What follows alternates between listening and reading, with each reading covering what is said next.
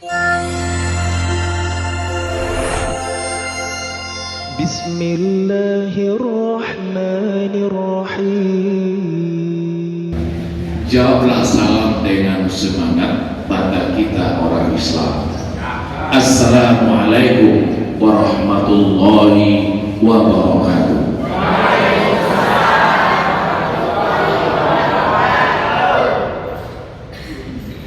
Alhamdulillahillazi arsala rasulahu bil huda wa dinil haqq liyuzhirahu 'ala ad-dini kulli walau karihal kafirun. Asyhadu an la ilaha illallah wa asyhadu anna Muhammadan abduhu wa rasuluh sallallahu alaihi wasallam la nabiyya ba'dah. Qala Allah ta'ala fil Qur'anil Karim wa biqaulihi yahtadil muhtadun. Na'udzu billahi minasy syaithanir rajim. Bismillahirrahmanirrahim. Wa la taqfu ma laysa laka bihi 'ilm. Innas sam'a wal basara wal fuada kullu ulaika kana anhu mas'ula. Ya ayyuhallazina amanu iza qila lakum tafassahu fil majalis fafsahu yafsahillahu lakum wa iza qila ansuzu fansuzu yarfa'illahu allazina amanu minkum wallazina utul ilma darajat wallahu bima ta'maluna khabir. Shadaqallahul azim. Surat Al-Isra ayat 36 dan surat Al-Mujadilah ayat 11. Berlindung diri kita kepada Allah dari segala godaan syaitan yang terkutuk dengan menyebut nama Allah yang Maha Pengasih lagi Maha Penyayang. Dan janganlah engkau ikuti sesuatu perbuatan kalau engkau tak punya ilmu tentang itu. Sesungguhnya pendengaranmu, penglihatanmu, dan hatimu akan diminta pertanggungjawab nanti di sisi Allah. Wahai orang-orang yang beriman, apabila dikatakan kepadamu, berlapang-lapanglah kamu dalam satu majlis, maka hendaklah kamu berlapang-lapang, niscaya Allah akan melapangkan hatimu. Dan apabila dikatakan kepadamu, berdirilah kamu, maka hendaklah kamu berdiri, niscaya Allah akan mengangkat darjat orang-orang beriman di antaramu dan orang-orang punya ilmu beberapa darjat. Dan Allah akan kabarkan kepadamu apa saja yang pernah kamu perbuat. Maha benar Allah dengan segala firman-Nya. Nana Ghazali, beliau ini adalah pembina Ngabar Kabupaten Cianjur, dan beliau juga seorang staf pengajar, dosen di UIN Bandung, Jawa Barat, UIN Bandung, dan ahli hadis. Dan tadi beliau adalah doktornya ilmu pendidikan Islam syariah. Ya teman-teman, Bapak pembina Masjid Asy-Syafi'iyah serta seluruh pengurus yang hadir dan ustaz-ustaz kita, buya-buya, kiai-kiai kita. Bedanya kalau di Padang buya, kalau di Jawa ini kiai. Nah, Ajengan, rasanya dipanggil ada kampung lah Buya, kalau ada Ustaz tidak disebut Kiai karena saya tidak orang Jawa. Begitu di sana Pak. Nah, maka Buya Hamka, ya. Buya Syafi Ma'arif, Buya. Dan teristimewa seluruh jemaah yang hadir dari jauh-jauh tempatnya, hadir bersama dalam pengajian yang rutin dilaksanakan tempat berbeda-beda. Mudah-mudahan ini bekal yang akan kita bawa kembali kehadiran Allah Subhanahu wa Ta'ala. Kaum muslimin dan muslimah, sesuai dengan judul yang diberikan tadi sudah diawali oleh Buya Pak Kiai Nanggo, yaitu keseimbangan pembinaan jasmaniah dan rohaniah. Mari kita bersyukur kepada Allah Subhanahu wa Ta'ala sampai hari ini kita dalam keadaan sehat walafiat. Ada sehat Bapak, alhamdulillah badan sehat, uang masih berlimpah-limpah. Ada pula yang punya mobil berkilat-kilat, punya rumah bertingkat-tingkat. Rencana bapak-bapak punya istri sampai 4. Tapi sampai hari ini tidak sempat karena takut sama istri marah-marah dan melaknat. Anak-anak sehat, kuat, berbakat, bahkan ada yang jadi pejabat. Iman kepada Allah masih kokoh dan kuat, ibadah masih mantap, bisa pula membagi waktu sehingga menjadi hamba Allah yang taat. Tapi ingat pada suatu saat kita pasti akan didatangi oleh malaikat. Itulah yang disebut masa sakarat. Nyawa akan dibawa oleh malaikat, barulah berubah bentuk menjadi mayat. Tangan akan dilipat, telinga dan hidung disumbat. Siapapun pelayan datang bertanya pasti tidak jawab. Setelah itu baru jenazah akan dibawa ke lahat. Setelah dimandikan dan sholat, ingat di lahat sudah menunggu 2 malaikat. Jika pertanyaan malaikat bisa terjawab, tenanglah mayat di lahat sampai hari kiamat. Sebaliknya, jika pertanyaan malaikat tak terjawab, mayat akan mendapat siksa dan azab di lahat sampai hari berhisab. Justru itu, selagi badan kita masih sehat, mari kita segera bertaubat, karena dosa selama ini sudah berlimpah-limpah. Lakukanlah fastabiqul khairat, betulkan 2 kalimat syahadat, dirikan sholat, bayarkan zakat, bila sampai harta senisab. Puasa dan haji dikerjakan dengan taat, agar hidup selamat dunia dan coba ibu ulang kembali itu.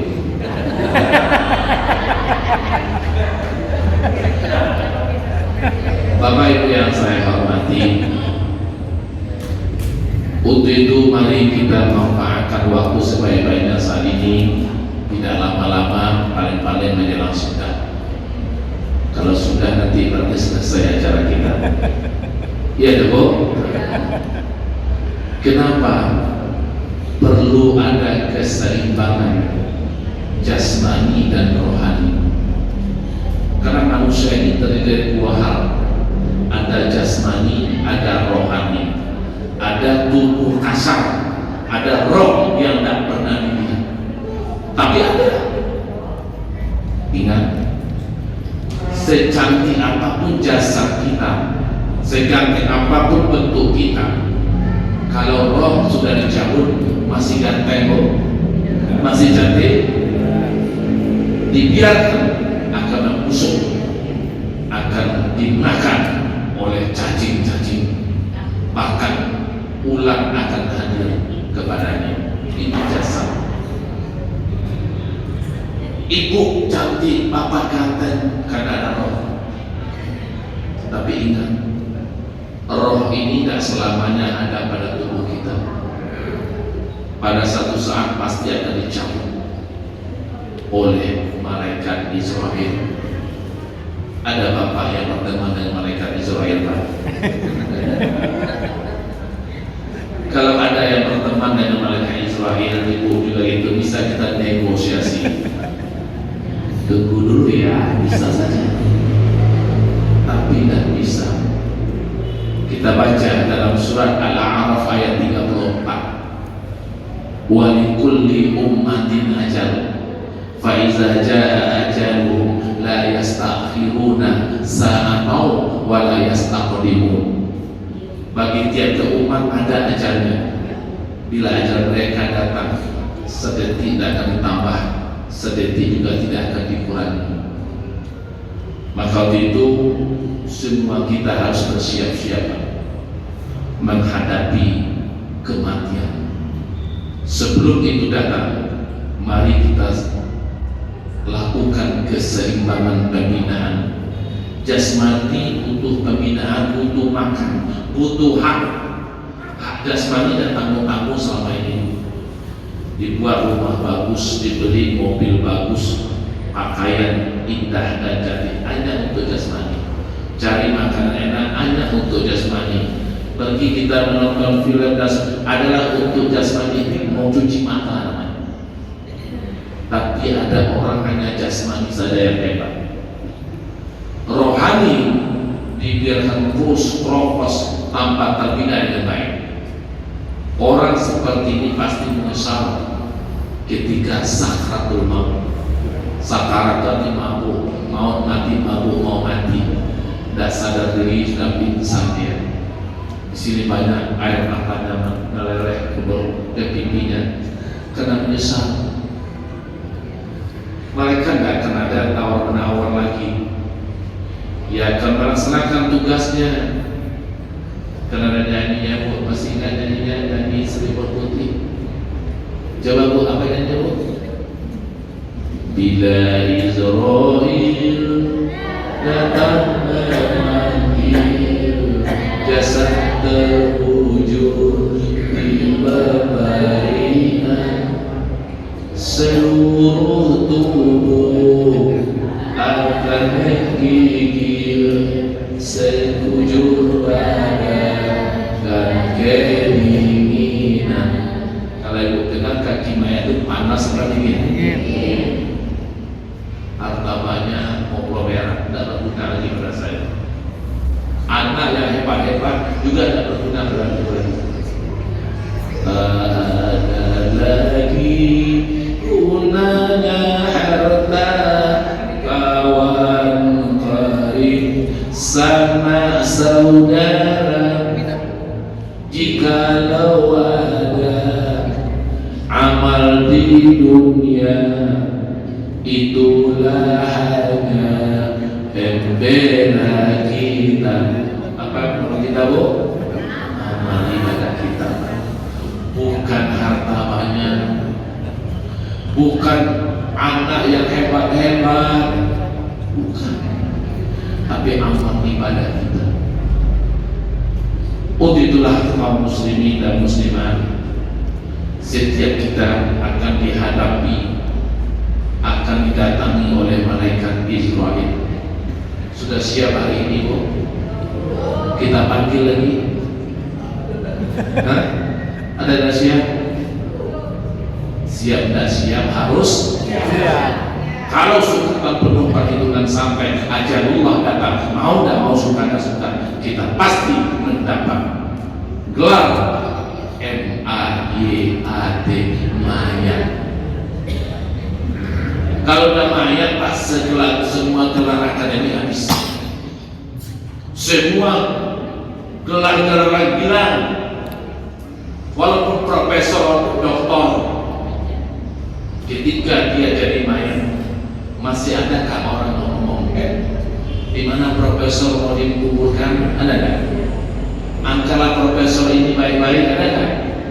Apa yang dibilang? Mayat bagaimana? Nggak ada. Saya ketemu teman sebelum berangkat kemarin hari Kamis, dari hari Kamis, saya berkali-kali soal Rabu saya ketemu. Gimana Pak Haji? Sudah pensiun? Sudah pensiun, dia profesor, tapi tetap sampai mati dia panggil orang profesor. Prof, pada sudah pensiun pada teman-teman. Prof, tetap prof. Nak mengajar, prof juga.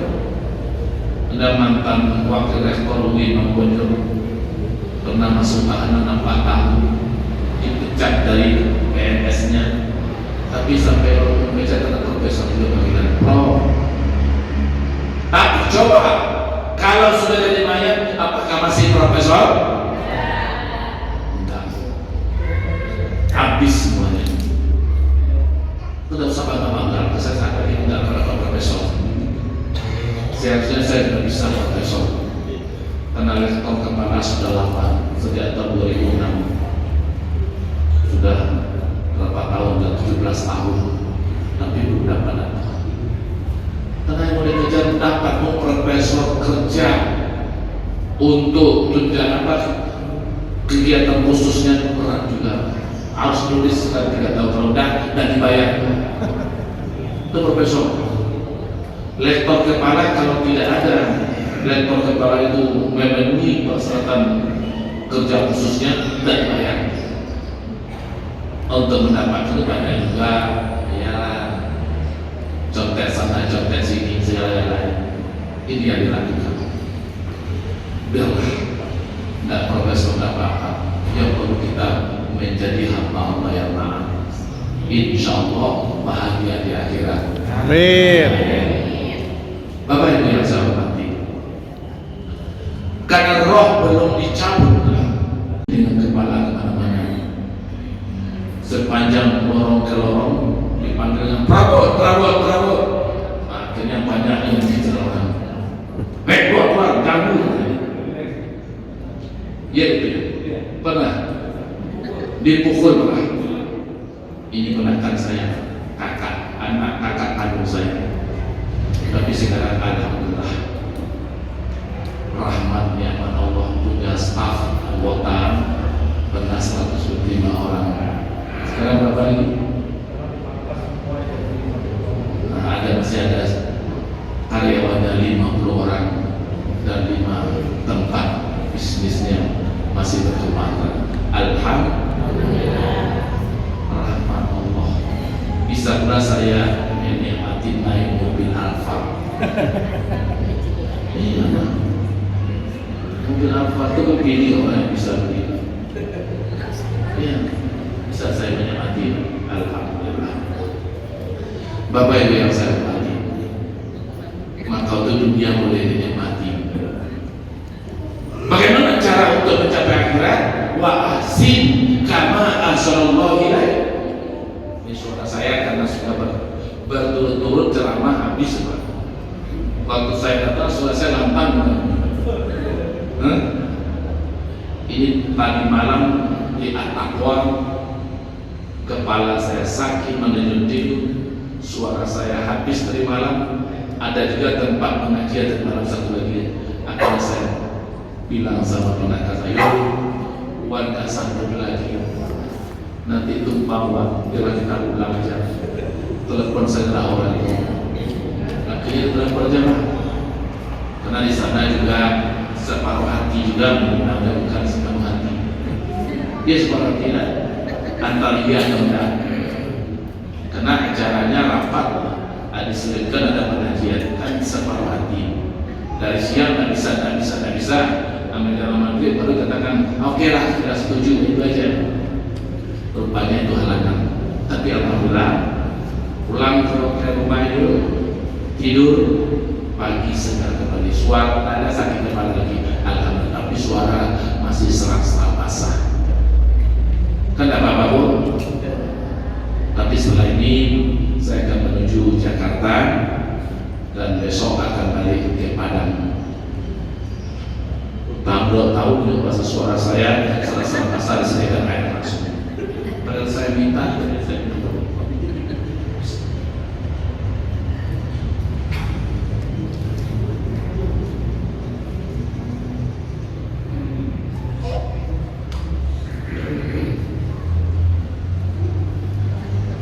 jadi di dunia ini silakan berbuat baik. Wa ahsinu innallaha yuhibbul muhsinin. Berbuat baiklah kamu, sesungguhnya Allah mencintai orang yang berbuat baik. Silakan berbuat baik. Disampaikan oleh Pak Doktor, ada ibadah mahdoh, ada ibadah ghairu mahdoh, ibadah khusus dan ada ibadah umum. Silakan kerjakan. Tapi tidak ada arti ibadah umum kalau ibadah khusus tidak dikerjakan. Banyak orang sekarang Pak bersedekah banyak, menolong orang hebat, tapi sholat tidak ada artinya. Kalau ada orang seperti itu, bersedekah ada, menolong orang rajin, sholat tidak, dia pasti masuk neraka sakor. Ayat terungkap dalam surat Al-Mudassir ayat 42 ayat 43. Ma salakakum fi saqar qalu lam naku minal musallin. Apa sebabnya kamu masuk neraka sakor? Mereka menjawab, dulu kami tidak sholat. Ini kalau tidak sholat ibadah mahdhah, namanya ta'abudi. Itu apa yang dikerjakan Rasul harus seperti, tidak boleh tambah-tambah. Kadang-kadang banyak orang tambah-tambah beribadah. Kalau ibadah sunnah silakan, tapi ibadah wajib satu kata kalimat tidak boleh ditambah. Kalau Rasulullah tidak pernah berbuat, maka Nabi bilang, sallu kama ra'aitum, sallu kama ra'aitumuni usolli. Sholatlah kamu sebenarnya kamu melihat aku sholat. Bagaimana sholat Rasulullah kita pelajari? Yang kita lakukan selama ini sudah cocok dengan perbuatan Nabi atau belum? Kalau tidak cocok, mari kita ubah. Maka Allah ingatkan dalam surat Al-Isra ayat 36, wala taqfu ma laysa laka bihi ilmun. Jangan engkau ikuti, engkau kerjakan suatu perbuatan kalau engkau tidak punya ilmu tentang Allah. Allah melarang. Kalau ilmu tidak ada tentang itu, jangan. Kita ikut-ikutan, harus berilmu. Man arada dunya fa'alaihi bil ilmi, wa man arada al-akhirah fa'alaihi bil ilmi, wa man arada huma fa'alaihi bil ilmi. Siapa yang ingin bahagia di dunia harus dengan ilmu, ingin bahagia di akhirat harus dengan ilmu, ingin kedua-duanya dunia dan akhirat harus dengan ilmu. Untuk itu ibadah mahdhah ini mari kita kerjakan. Dengan kita mengerjakan ibadah ini, ibadah mahdhah baru ibadah ghairu mahdhah, ibadah umum. Silakan kerjakan itu. Kapan bisa? Waktu hidup. Silakan berbuat. Kalau sudah jadi mayat, tidak bisa kita berbuat lagi, Pak. Biarlah saudara-saudara kita, keluarga kita, famili kita yang sudah jadi mayat masih setia beribadah. Kalau pernah dia datang ke sini, dia lagi kira datang rombongan mayat ke sini untuk beribadah, dia lagi kira.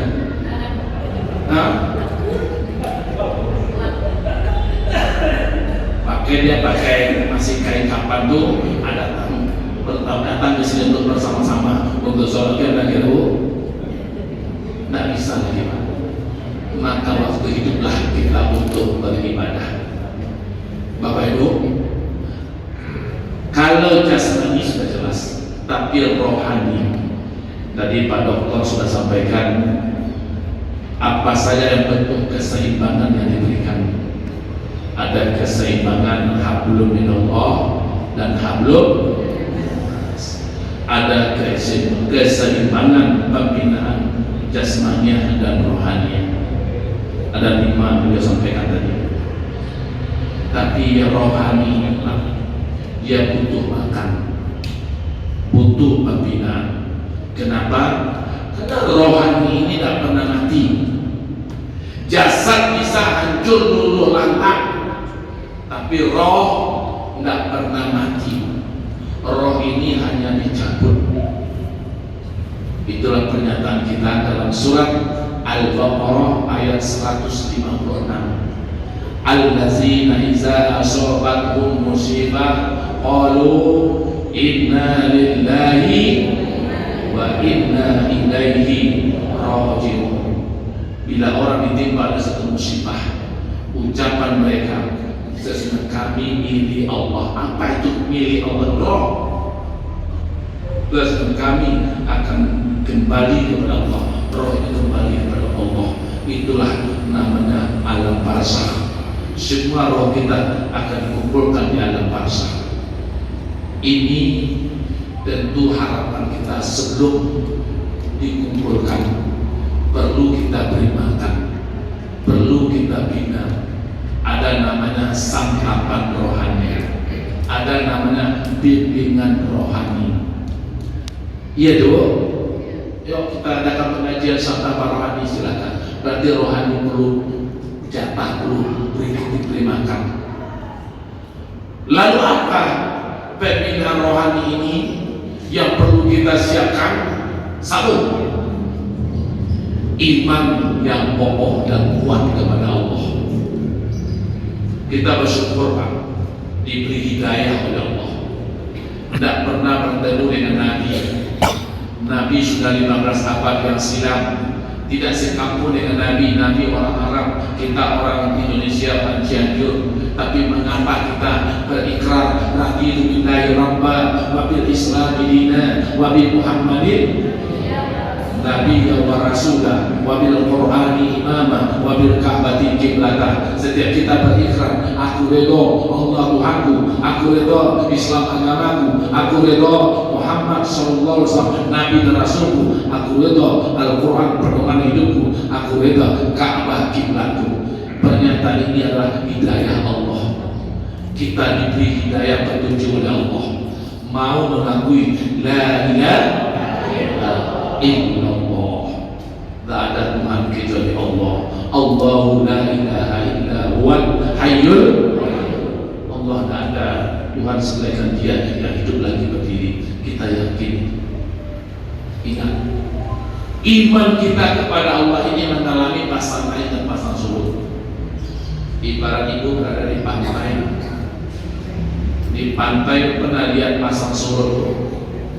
Ketika pasang surut, keluarlah karang-karang itu tumbuh nampak. Ketika pasang naik, air agak tinggi tidak kelihatan karang. Ada iman kita ada seperti itu, mengalami pasang naik. Ketika pasang naik, iman kita kokoh dan kuat, ibadah kita mantap. Tapi ketika pasang surut, beribadah asal jadi saja. Sama istri tidak boleh panggil mama.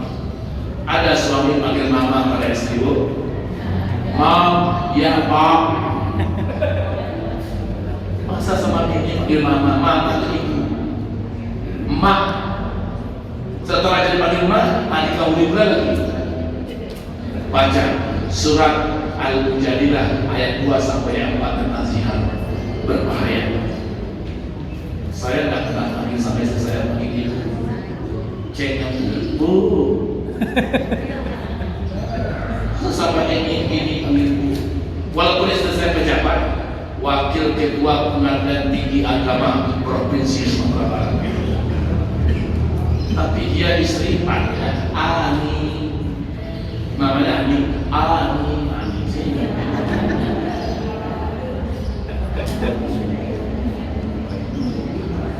Nah, sebenarnya kalau panggil puja, sama nama ibu Siati di sini, dari ibu papa, dari ibu kita udah mati. Silakan baca surat Al-Mujadilah ayat 2 sampai 4. Zihar itu ayatnya tidak ada kata-kata majas sebenarnya. Yang mengandung di dalamnya itu ada apapun yang menyerupai kepada panggilan kepada istri, tidak boleh. Mungkin itu saja Bapak Ibu, ada 10 yang dapat saya sampaikan dalam pengajian kabar pada siang ini. Mudah-mudahan jemaah kabar akan tetap bersemangat dan tetap aktif dalam pengajian selagi ada kesempatan silaturahim kita bertambah kokoh dan kuat, ibadah kita akan bertambah berlipat-lipat insyaallah. Demikian, terima kasih. Kalau ada jarum yang patah, usah dibawa ke Sulawesi. Kalau ada saya yang salah, dan dilapor ke Pak Polisi. Wassalamualaikum warahmatullahi wabarakatuh. Alhamdulillah, rasanya masih betah. Ini tadinya kan janjinya sampai jam 11 atau jam 10 kewajiban. Ya barangkali bisa dikembangkan oleh dialog. Barangkali ada yang bertanya, silakan bebas saja. Singkari kalau. Assalamualaikum warahmatullahi wabarakatuh. Waalaikumsalam. Kedua, dengan keduanya dapat menjaga keseimbangan antara hubungan Abdul Munawwar bin Anas.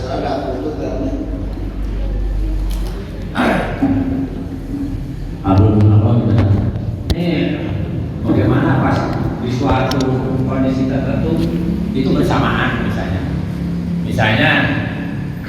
saya lagi sholat, sementara saudara atau siapa yang sakit, orang tua lah misalnya sakit, lagi di tempat tidur, lagi sholat, tiba-tiba ibu saya tuh minta tolong gitu, teriak-teriak, apalagi saat mungkin dia bisa jatuh dari tempat tidur. Mana yang didahulukan gitu? Hubungan Allah dan hubungan pada bersamaan. Ya, Satu lagi pasal ini kan dalam rangka hubungan Munawwar dan hubungan bin Anas. Gimana caranya kita bisa di dunia bahagia di dunia, tapi bisa ke bawah juga bahagia di akhirat? Gimana caranya? Terima kasih Mas. Assalamualaikum warahmatullahi wabarakatuh. silakan yang lain. Iya, ya itu pertanyaan seperti itu. Kemudian yang kedua, bagaimana kebahagiaan dunia ini bisa sampai kepada kebahagiaan akhirat? Barangkali maaf Pak. Baik, Pak Asad ya, Pak Yosef, terima kasih pertanyaan beliau cukup bagus. Kita berikan penghargaan untuk beliau dengan ucapan terima kasih. Pertanyaan beliau adalah dua hal yang berbeda. Pertama, kita sedang beribadah, sedang sholat. Yang kedua, ada kondisi yang sangat darurat, itu darurat namanya.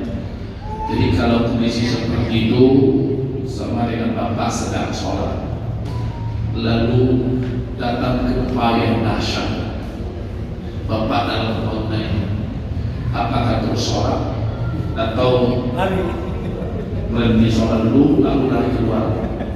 Nah, kondisi itu sudah darurat. Jadi darurat seperti sama kita sedang sholat, datang harimau mengejar, boleh Pak? Dasar sholat harimau mengejar, atau ular besar yang mengangkat kepala menghadap kita, gimana? Jadi hal darurat, di saat darurat seperti itu Pak, boleh hal yang darurat itu menjadi yang lebih keutamaan dulu Pak, keselamatan. Ad-darurah tubihul mahzurah. Darurat itu membolehkan bagi yang terlarang.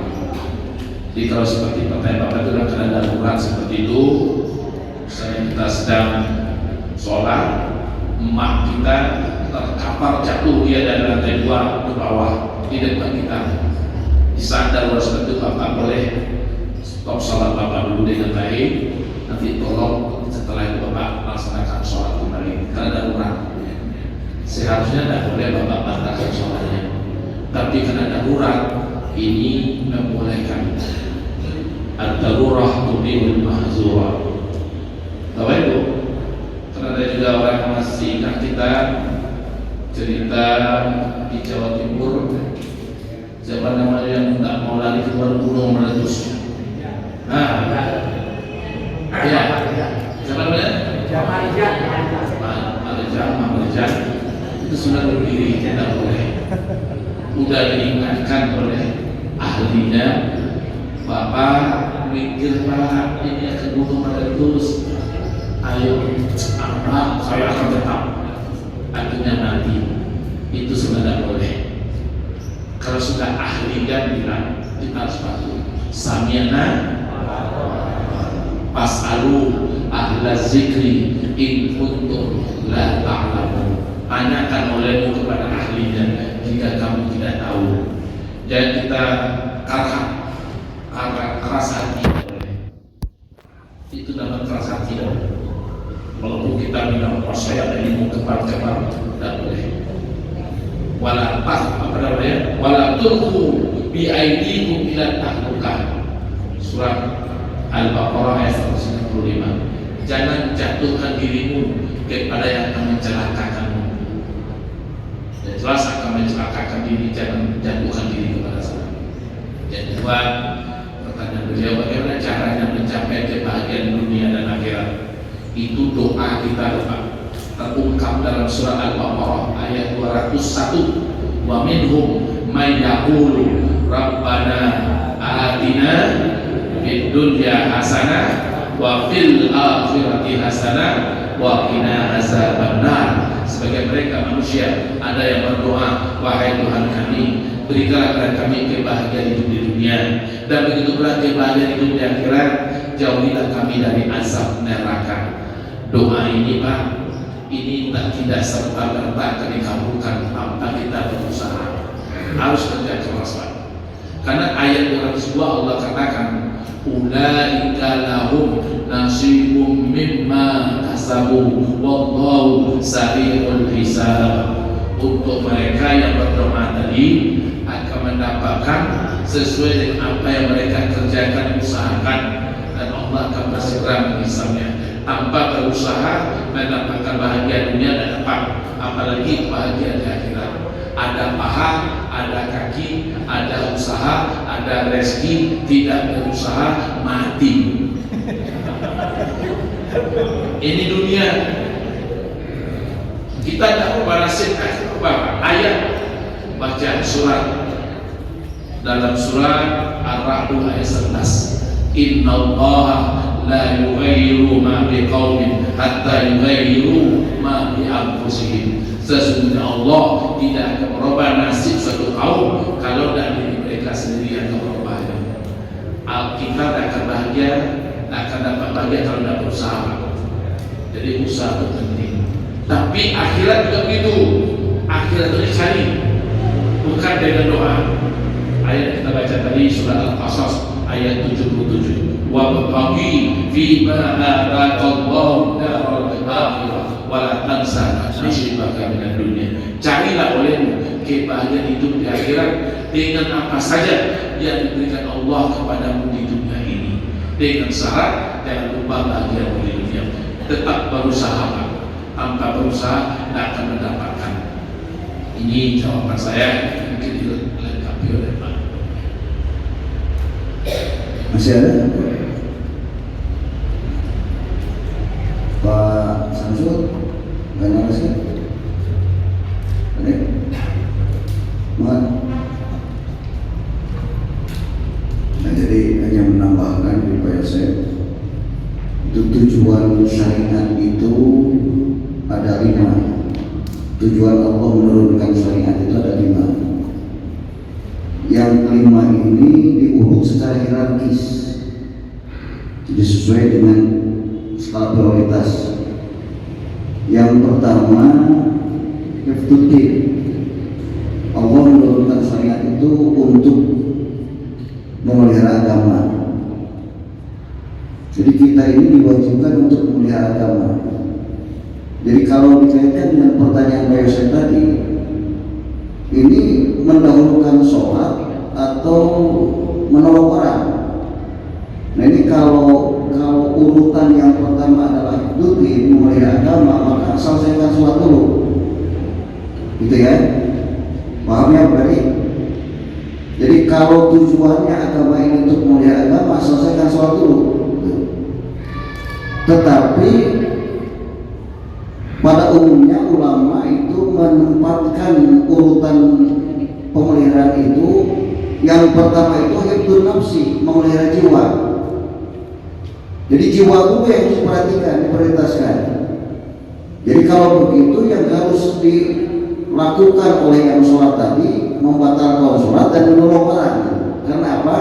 Karena agama lebih mementingkan jiwa. Jadi ketika misalnya Bapak ini tidak menemukan makanan, ya, sedangkan makanan ini penting untuk beribadah, yang ada hanya daging babi misalnya itu, atau bahkan daging manusia gitu ya. Jadi tidak ada makanan kecuali daging manusia yang bisa menyambung hidup itu. Maka menurut ulama harus mementingkan jiwa. Tidak apa-apa makan daging manusia, yang penting hidup gitu. Nah, jadi kalau melihat fenomena yang terjadi sekarang, ya pada umumnya orang kurang pas menempatkan konsep darurat. Oh, ada darurat itu ya, terus darurat ya. Kuno pakai nabut kabang emok gitu ya. Terus darurat terus ke ayat itu biasa ditabut kecuali kosipah atau bang emok. Nah, sebetulnya di dalam fikih itu darurat itu ada konsepnya jelas yang disebut dengan darurat itu. Ini sekarang orang pinjam ke bang emok itu betul-betul darurat atau tidak? Nah, darurat itu ada darurat yang sampai mengancam kematian. Nah, itu darurat yang kaitannya dengan pemulihan jiwa. Lamun tengin ke bang emok mahal gitu. Nah, sekarang begitu. Atau dulu, misalnya dulu ketika diberlakukan KB, ya, ini kan banyak tentang baca KB itu, keluarga berencana itu. Karena apa? Karena KB itu sama dengan membunuh janin, gitu ya, sama dengan membunuh janin. Nah, sehingga misalnya dulu itu pernah ada kebijakan kalau orang tidak masuk KB, tidak ikut KB, kalau pegawai negeri itu dipecat, gitu. Pernah ya? Belum pernah dulu. Kalau pegawai negeri tidak ikut KB itu dipecat.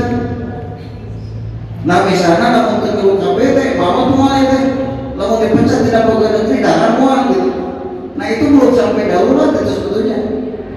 Artinya ketika masih ada jalan yang lain, gitu ya, itu belum sampai kepada konsep darurat. Nah, jadi kembali lagi kepada pertanyaan Pak Yosef tadi, ada hibdun nafsi yang pertama menjaga jiwa. Nah, kemudian setelah itu menjaga agama berdua.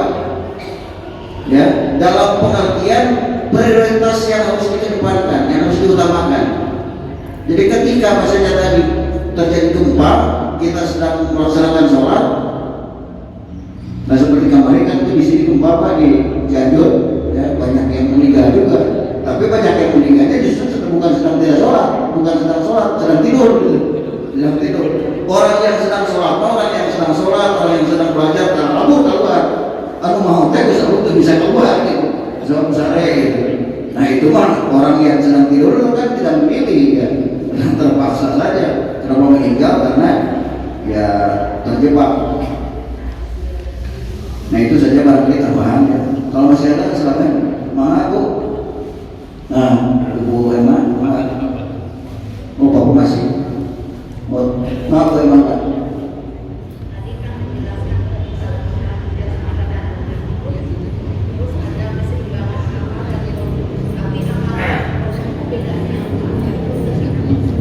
Ulangi.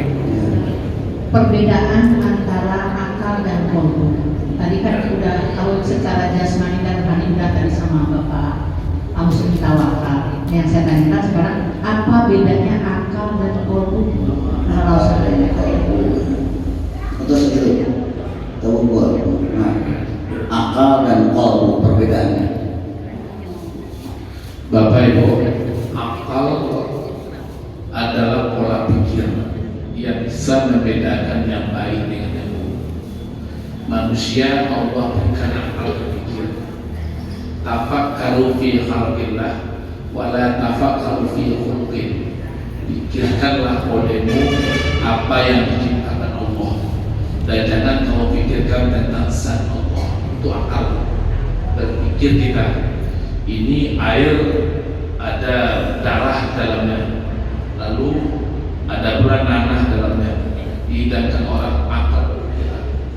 Ini kalau saya minum akan berbahaya bagi diri akal berpikir. membedakan yang baik dengan yang buruk.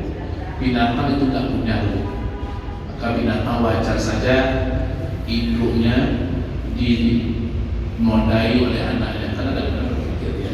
Tapi manusia tidak. Manusia berpikir mana yang baik dan mana yang buruk, mana yang halal, mana yang haram. Sedangkan hati ini kata Rasulullah, ala inna fil jasadi mudghah iza saluhat saluhal jasadu kullu wa iza fasadat fasadal jasadu kullu ala wa hiya qalb. Ketahuilah padamu, sesungguhnya pada tubuhmu ada segumpal daging. Bila sehat daging yang satu itu sehat tubuh sekaliannya. Bila rusak daging yang satu itu rusak tubuh sekaliannya. Apa itu? Itu adalah qalb, hati kita. Hati kita ini bisa berbentuk zahir, bisa tidak berbentuk zahir, tapi ada pada tubuh manusia. Maka hati ini yang perlu dibersihkan, Pak. Qad aflaha man zakkaha wa qad khaba man dassaha. Sungguh menang orang yang mensucikan dirinya, membersihkan hatinya, dan sungguh celaka bagi orang yang mengotori jiwanya. Jadi hati ini ada pada manusia, jadi yang perlu dibersihkan, karena di hati inilah bersarang penyakit hati. Ini di hati, penyakit akal tidak ada itu dulu. Penyakit hati, iri hati, dengki, dendam, kasumah, sombong, takabur, ria'an nas, ria karena manusia, termasuk ujub, tercengang-cengang dengan amal yang ada. Itu namanya penyakit hati. Ini semua harus dibersihkan. Tapi akal jangan sampai rusak. Akal ini merusak minuman keras.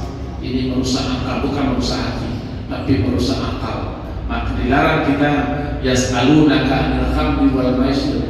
Qul fihima ismun kabir wa manafi'u lin-nas wa ismuhuma akhbaru min naf'ihima.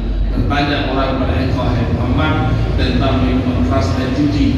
Katakan hai Muhammad, keduanya itulah dosa besar. Ada manfaatnya bagi manusia, beberapa manfaat tentang judi dan minuman keras, tapi dosanya, mudaratnya lebih besar daripada manfaatnya. Minuman keras merusak akal, banyak bisa mabuk, sedikit diminum tetap hukumnya haram. Ma askara kathiruhu faqaliluhu haram. Banyak diminum mabuk, sedikit pun diminum tetap hukumnya haram. Jadi itu Bu. Jadi kalau akal jangan sampai rusak, membentukkan kepala jadi merusak akal, bukan merusak hati. Ya, minuman keras merusak akal. Inilah yang membedakan manusia dengan makhluk yang berkecil. Ditambahkan ada apa disambung lagi asal tadi kaitan ari rohani nurani nafsu nyadinya ke kolbu. Nah, mana dia tuh? Ya rohani, nurani, nafsu kan dari kolbu ke mata. Mana? baik Bu, rohani itu yang kita kaji di roh. Yas'alunaka 'anil roh. Bertanya orang kepada engkau hai Muhammad tentang roh dan roh. Qul, katakan roh itu urusan Tuhanku. Tidak bisa dilihat, tidak bisa diraba, tapi dia ada. Yakin kita ada, yakin itu ada Bu. Tapi bagaimana bentuknya? Di mana letaknya? Sedangkan perbuatan manusia saja tidak pernah ibu lihat, tapi ibu yakin. Ibu pernah memakai Google Map, pernah memakai Waze, mencari alamat, pernah enggak? Pernah. Lalu ada suara 100 meter lagi belok kiri. Kira-kira di mana orang itu? Siapa yang ngomong itu? Orang atau setan? Kalau suara siapa? Suara orang. Nah, kira-kira di mana dia? Mobil ibu tutup kacanya. Ibu sudah berjalan 300 kilo, tapi masih ditunjukkan ibu. Ibu, Anda sudah sampai ke tujuan. Tahu ya Bu? Nah, di mana kira-kira orang? Coba pikirkan dulu. Nggak ada kayak kok yakin kita, kok patuh. Kemana-mana kita itu pakai, kita tidak pernah tanya sama orang ini. Tanya ke Mr. Google ini, ya dulu. Itu roh. Jadi roh nggak bisa dibayangkan, nggak bisa diraba, tapi yakin dia ada. Nurani baru hati, kata dengan hati nurani, ya, hati nurani berkata, ya.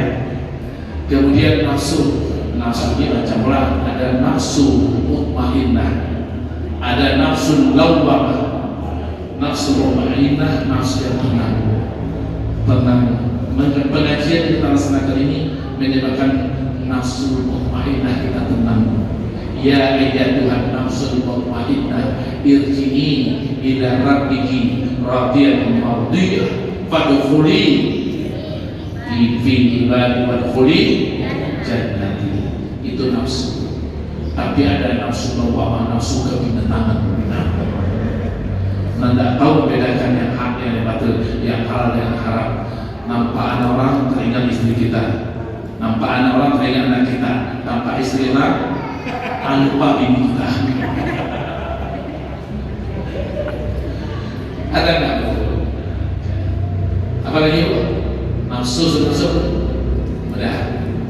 Bermasker, menjaga jarak itu dipandangnya sebagai seseorang yang lemah iman, terpercaya karena perlindungan Allah. Sementara yang kuat iman itu berjamaah, ayo berdesakan tanpa bermasker, ini yang kuat iman. Seperti itu. Terima kasih. Assalamualaikum warahmatullahi wabarakatuh. Terima kasih Pak Ustaz. Kayaknya Ustaz ini, saya melihat sudah Ustaz yang hebat ini ya. SPD ya, sarjana pendidikan. Baik. Tanpa masalah COVID yang berlalu itu sudah berlaku umum kepada berlaku umum. Kalau istilah orang melihat contoh pada yang sudah melihat buah pada yang menang. Kalau program pada waktu itu kan program pemerintah untuk mengatasinya, bermacamlah maklumat yang diumumkan, bahkan disupport dengan dana. Banyak juga yang kenyang gara-gara itu. Penyakit bisa membawa kenyamanan baginya. Banyak tuh orang-orang tertentu, oknum, tidak semua ya, oknum yang merasakan. Lalu ada fatwa seorang kiai, seorang ulama menantang kebijakan pemerintah. Itu oknum juga teman, bukan pendapat ulama banyak, bukan ijtima ulama. Jadi kalau oknum yang berpendapat kadang-kadang tidak punya dalil, dia hanya menyampaikan saja. Lalu akal kita harus mencerna dengan baik. Jadi kalau ada sesuatu yang tahu, kata kiai ini begini tidak apa-apa, itu kan oknum kiai. Karena kiai itu tidak ahli penyakit itu, dia ahli agama, tapi penyakit tidak ahli teman. Nanti kalau seperti itu, oknum yang seperti itu ada, ternyata ketika realita terjadi katanya tidak akan berbahaya, tapi ternyata terpapar banyak orang, itu tidak bisa disalahkan karena pendapat seorang oknum.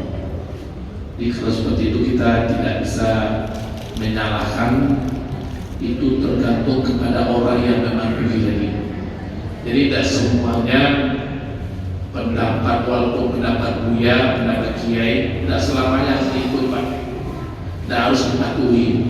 La ta'ata li makhlukin bi ma'syiatillah. Tidak perlu patuh kepada namanya makhluk selama mendurhaka kepada Allah.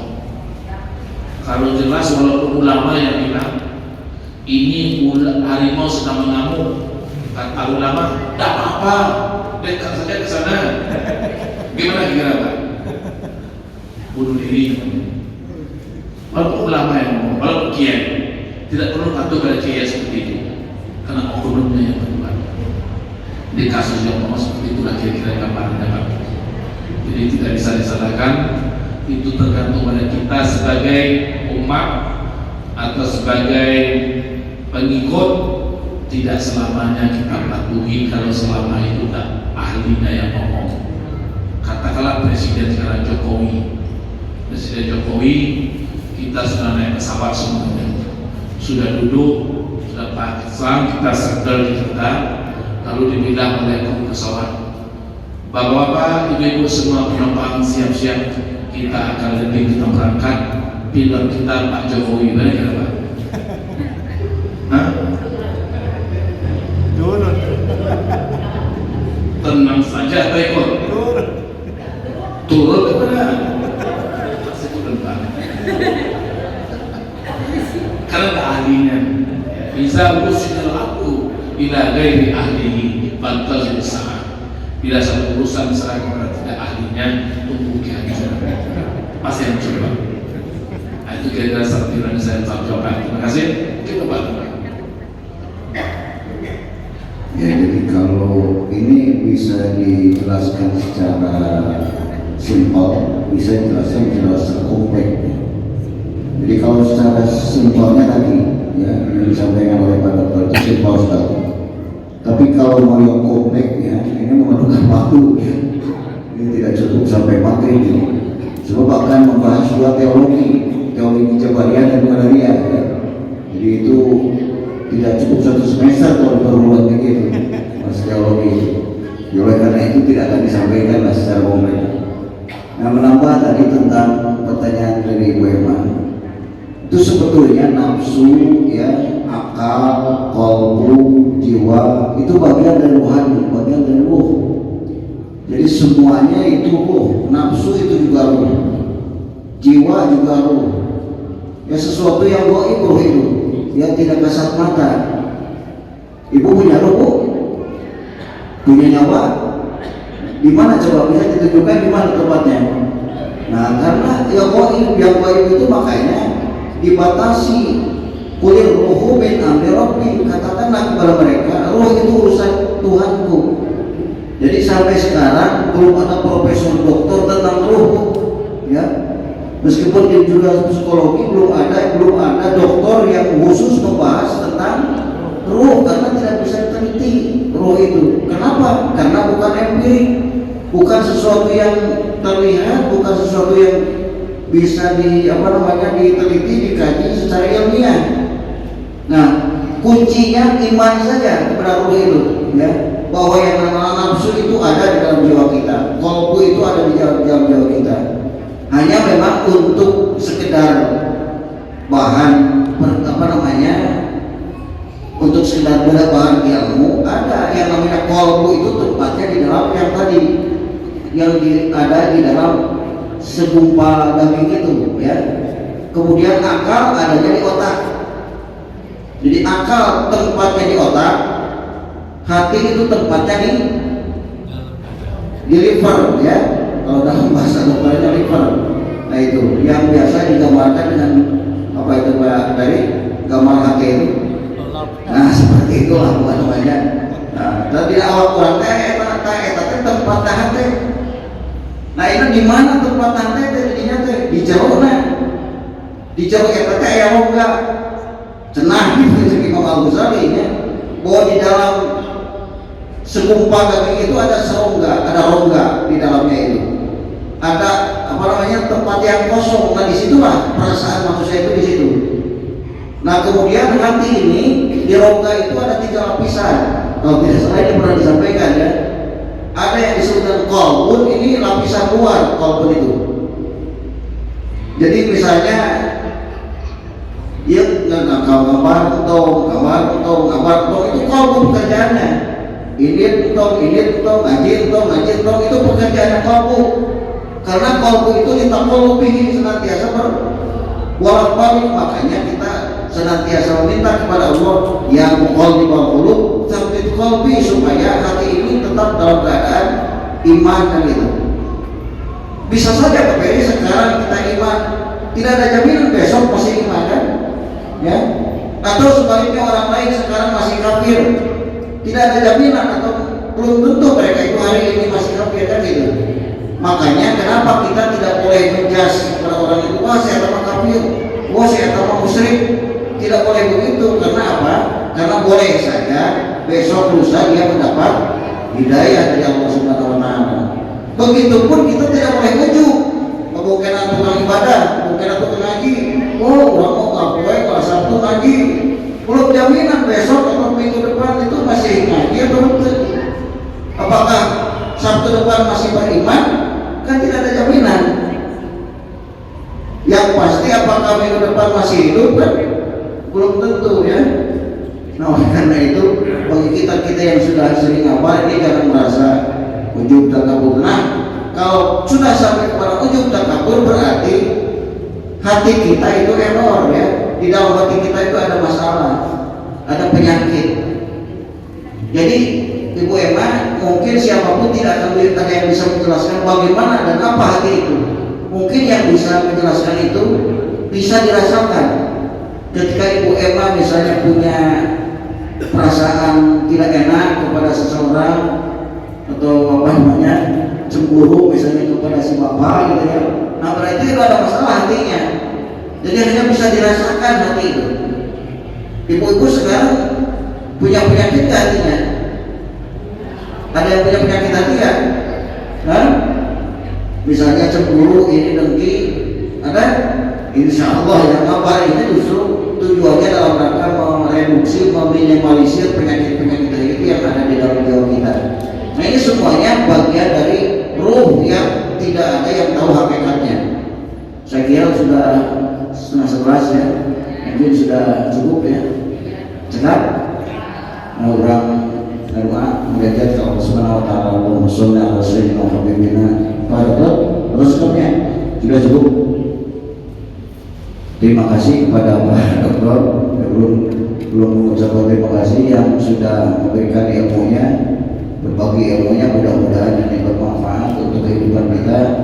Dan sekaligus juga kita doakan ya, beliau akan terus berangkat ke Jakarta. Fi amanillah, semoga perjalanannya selamat, lancar dan aman dan bisa ketemu lagi pada lain kesempatan. Insya Allah Pak Dokter, kalau Pak Dokter ada di Cianjur, saya agendakan juga khotib di Masjid Agung. Jadi setiap pada orang di sini kita sudah sepakat dengan pengurus Masjid Agung nanti akan diminta bantuannya untuk menjadi khotib.